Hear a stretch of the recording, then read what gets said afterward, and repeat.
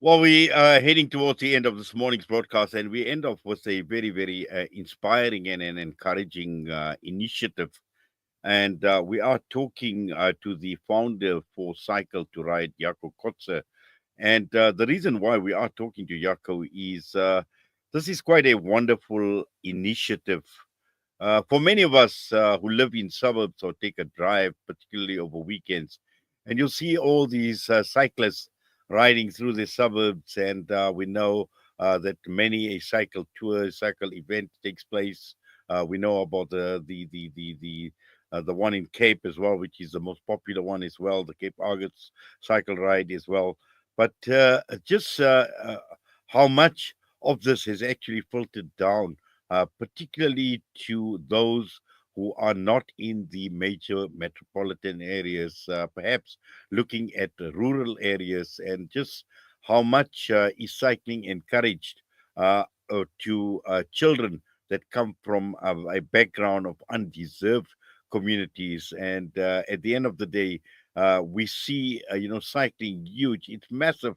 And this is the reason why we are talking with Jaco, because together with a husband and wife team of Philip and Ronel van der Merwe, set to complete a coast to coast cycle tour.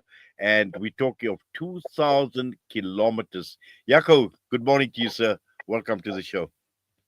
Good morning. Thank you for having me. Yes, this is absolutely wonderful. And as I mentioned, we've been talking, we hear of so many negative stories, but yeah, there are people with a positive mindset, people that want to make a difference, people that want to reach out to undeserved communities.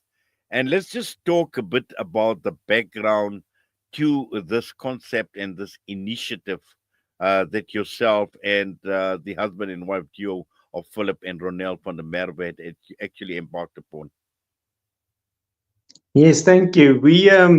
I'm the CEO of Edu Innovate Foundation, and we are involved in the research for the reform of education, the mechanisms that can be used to reform education. And we would like to implement measures that can change education and the quality of learning at scale. And education at its heart and at the root remains a social development topic.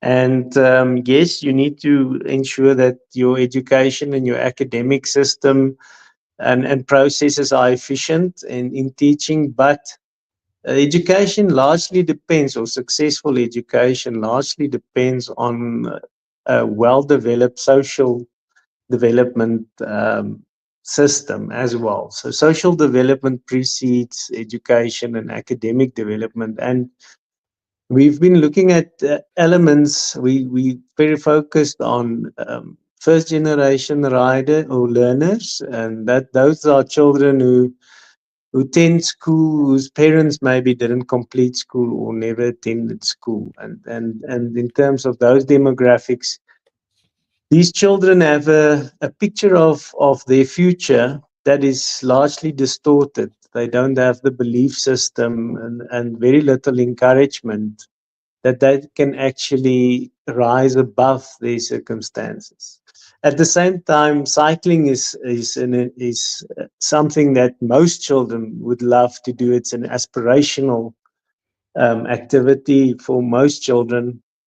And we, as Edu Innovate, have been involved in a program in the Western Cape where we help 60 children in rural agricultural areas in the Bottelaray Hills area to participate in cycling activities through coaching, receiving coaching, and having access to equipment that is maintained, and then providing them with the opportunity to represent their region in school cycling competitions. And the success of this program inspired us to see what we can do to raise funds to expand this to a scale. And we would love to activate 2,000 children on bicycles.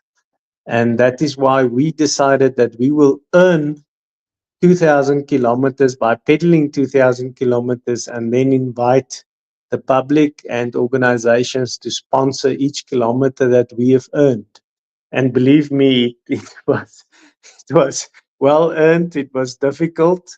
We had our challenges to cover the distance of 2,000 kilometers, and we had to work very hard to earn those kilometers for the children. But in doing so, by earning the kilometers, we also um, display our value system of people that have to earn their opportunities. We believe that opportunities needs to be earned by those who want to receive it. But then we also believe if we are in a position to give, then we should create opportunities where individuals who want to better their lives and they have the discipline to do so and the commitment to do so should have the opportunity. And that's why we decided to pedal the distance for the Well, I think children. this is wonderful, Jaco, because when you talk about the foundation using cycling and cycling events to achieve a certain objective and educational objective as well, and you mentioned there have been challenges in the 2,000 kilometer ride, but 2,000 is 1,000 rand a piece, so that gives you 2 million rand, which will go a long way because. The article that I was actually handed that during the journey it was just not only about a cycle ride, it was about looking around, it was making observations in towns. What is the quality of education, what is the quality of the school, what is the quality of the infrastructure, all of this. And we know particularly in the rural areas, where they go to farm schools, as we had actually come to know them as well.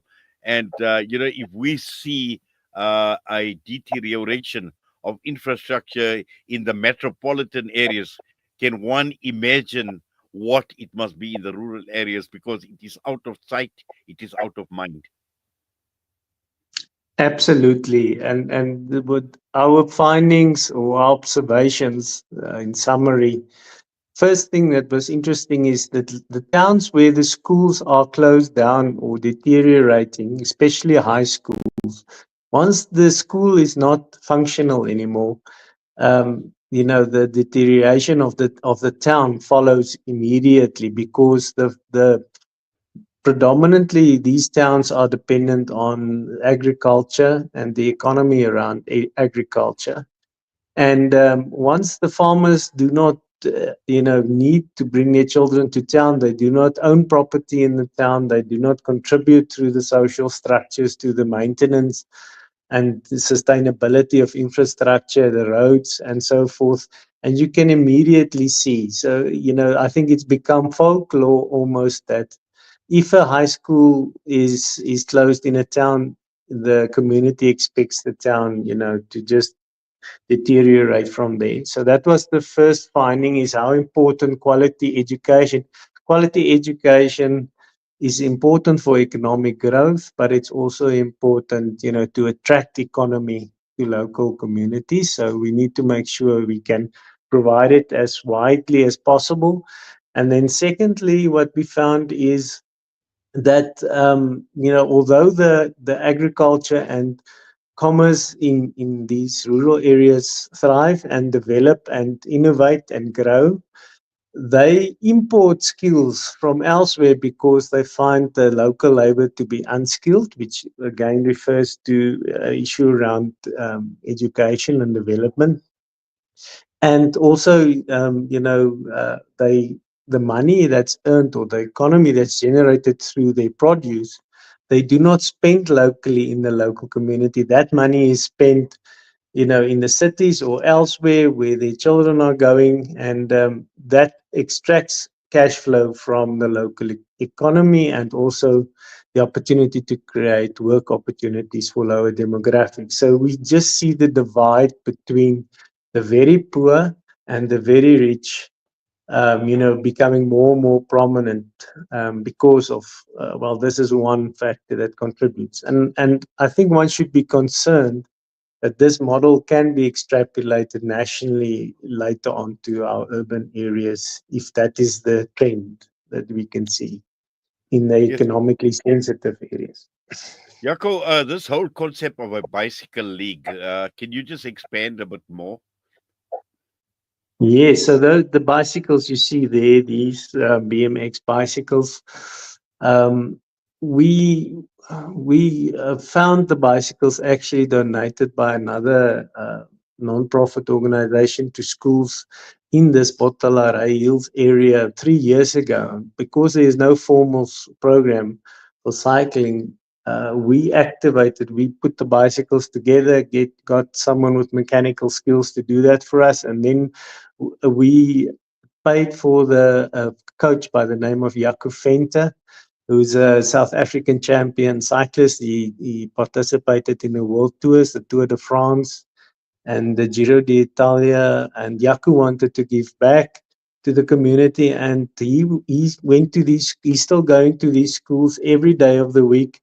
And the bicycles are maintained at the school, so we do not give the bicycle to the rider. They come to school and they have to have a 90% plus school attendance record. They must have a positive behavioral record in terms of their behavior at school, and they must maintain or improve their academic record at the school. If they qualify for that criteria, they get access to participate in the coaching program and then also have opportunity to represent their school in the local school, what we call short track bicycle league events. These bicycle league cycling events are designed to assist newcomers to the sport.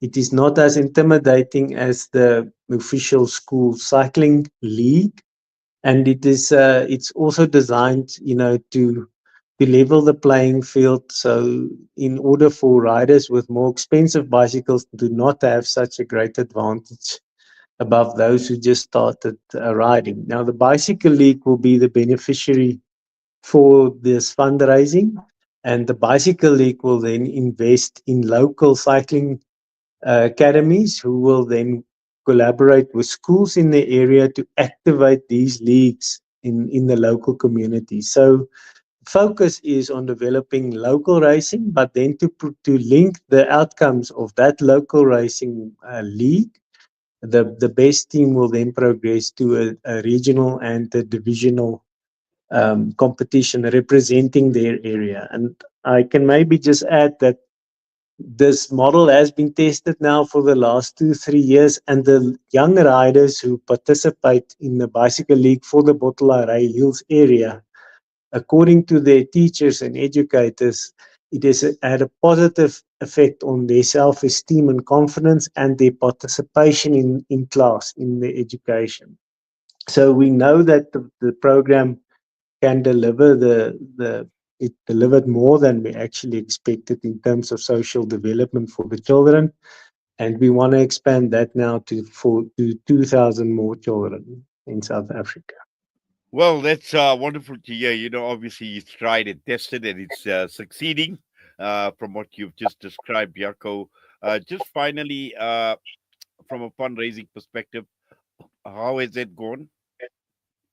Well, I think on given game, we've only completed the 2,000 kilometers day before yesterday. We're gonna keep the campaign running now and market it. I think we raised very little money in the first week, but we will start marketing it now, and we trust that the principles of this program will attract more corporates, maybe even to be involved, because it does also provide a wonderful opportunity to extend your brand, your commercial brand, to school competitions on school premises.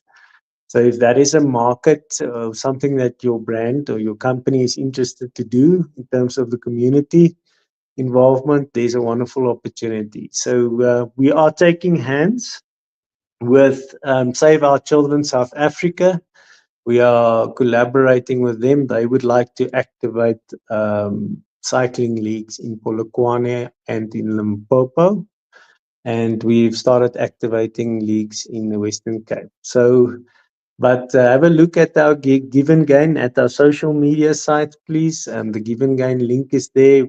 Give and Gain means that it is an accredited, verified our non-profit status and the governance associated with that. So if you want to donate through that channel, you're welcome to. Well, Jaco, thank you very much for that. And I must say, it's been an absolute pleasure actually engaging with you this morning and providing all that background. But I think more importantly, looking at, the purpose, obviously, there's a greater purpose behind this. And it's yielded dividends already in the past. And I'm sure that 2 million or even more will be raised in no time. And this is what we would do also to encourage our listeners, our viewers as well, to obviously go through and visit the various platforms as well. So hopefully all of it goes well. I know 2,000 kilometers has been a long way. The legs obviously take a hammering as well, but I'm sure you're looking forward to a well-earned rest as well, physically, I would say. Yes, you're 100%. There's yeah, you sit on a saddle for about 7 to 9 hours a day. We had one day when we were riding in the rain for more than 6 hours. The country's been blessed with a lot of rain, and yeah, so 100%. I would like to see my family. I miss my family. I had to be away from my family since the 17th of March, and I'm really very much looking forward to reunite with my family. Miss them dearly. Well, Jaco, I'll settle for 20 minutes on the saddle in the gym. That's good enough for me.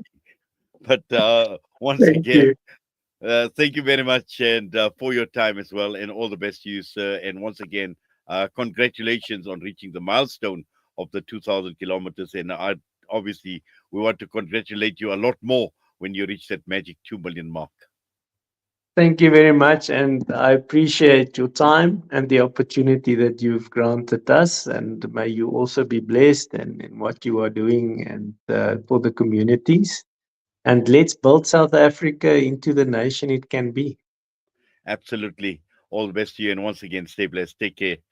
Thank you. Bye Ja- bye. Jaco Kotze joining us this morning, and with that, we've got one more issue, and that is a wrap up by introducing our Fired Up. And remember that this hour of news and views was brought to you by Africa Muslims Agency, and it's Hafiz Imran Chunara, CEO of AMA, and the topic is three important things they don't teach well at school. And with that, I'm going to take leave of you from myself and the team at Salam Media. Have yourself a great Jummah, inshallah, a spiritually uplifting Jummah, and also a wonderful weekend. And please stay safe. Assalamu alaikum wa rahmatullahi wa barakatuh.